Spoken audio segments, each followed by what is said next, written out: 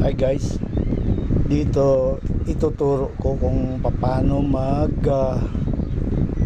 splice galing sa isang outlet papunta sa isang outlet. Hindi po pwede dito sa sa mismong device. Diyan ka talaga kukuha sa wire na yan. Diyan ka magja-jumper, magkakabit, magko-connect. Be sure na mahigpit, tsaka lagyan mo siya ng tape. Pagka sa device kasi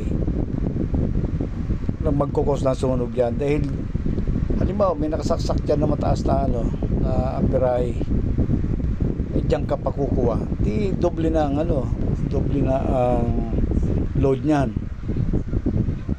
o susunog yan. Ganyan po ang pag tap ng outlet. Hi guys,